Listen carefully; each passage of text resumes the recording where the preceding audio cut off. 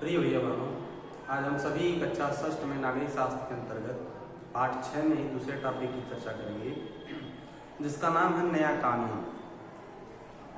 नए कानून के अंतर्गत हम ये देखेंगे कि हिंदू अधिनियम धारा 2005।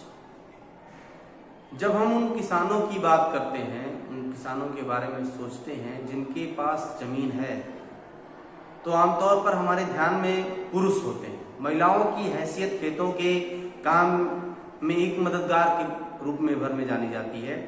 उनके बारे में जमीन के मालिक के रूप में कभी नहीं सोचा जाता। अभी तक कई राज्यों में हिंदू औरतों को परिवार की जमीन में हिस्सा नहीं मिलता या मिलता था। पिता की मृत्यु के बाद जमीन बेटों में बांट दी जाती थी। हाल ही में यह कानून बदल गया।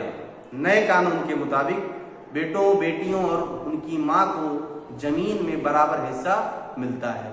यह कानून सभी राज्यों और केंद्र शासित प्रदेशों में भी लागू होगा। ऐसा प्रावधान हिंदू अधिनियम धारा 2005 के अंतर्गत किया गया है। इस कानून में बड़ी संख्या में औरतों को फायदा होगा। उदाहरण के लिए सुधा एक खेतिहर परिवार की सबसे छोटी बेटी है। सुधा क्या है?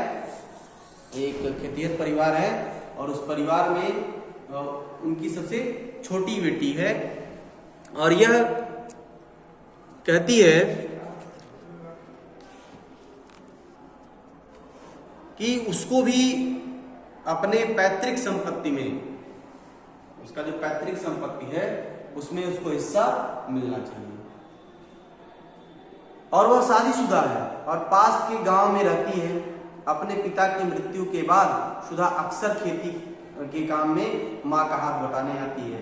उसकी मां ने पटवारी से कहा कि जमीन अब बेटे के साथ साथ उसका और दोनों बेटियों का नाम भी रिकॉर्ड में आ जाए। सुधा की मां बड़े आत्मविश्वास के साथ छोटे बेटे और बेटी की मदद से खेती का काम संभालती है। सुधा भी इसी निश्चितता का मतलब वो निश्चिंत है कि जो जी रही है या इस विश्वास में जी रही है कि जरूरत पड़ने पर वह अपने हिस्से की जमीन में काम चला सकती है। उसे एक ऐसा विश्वास है। और ये कैसे संभव हो पाया है? जो नया कानून आया हिंदू अधिनियम 2005, ठीक है, उसमें ये संभव हो पाया है कि बेटे बेटियों को समान रूप से और उसके बाद मां को भी समान रूप से उसमें हिस्सा मिलता है। इसी प्रकार से एक बिटिया की चाह क्या है उसके विषय में कहा गया है कि विरासत में मिला यह घर पापा को अपने पिता से यहीं पर मिलेगा, मेरे भैया को मेरे पिता से, पर मैं और मेरी माँ हमारा क्या। बता दिया गया है कि मुझे पिता के घर में हिस्से की बात औरतें नहीं किया करती, लेकिन मुझे चाहिए कि एक अपना घर, बिल्कुल मेरा अपना, नहीं चाहिए दहेज में रेशम और सोना।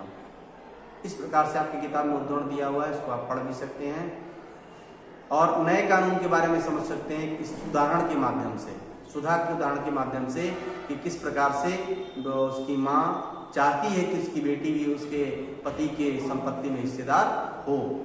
वो क्यों संभव हो पाया है? क्योंकि जो भारत का कानून है, भारत का हिंदू अधिनियम जो बदला गया है, नया कानून, उसमें ये प्रावधान किया गया है। इसलिए हम इसको कह सकते हैं कि नया कानून,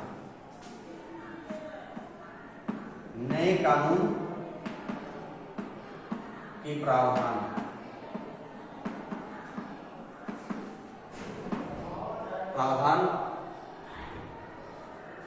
हिंदू अधिनियम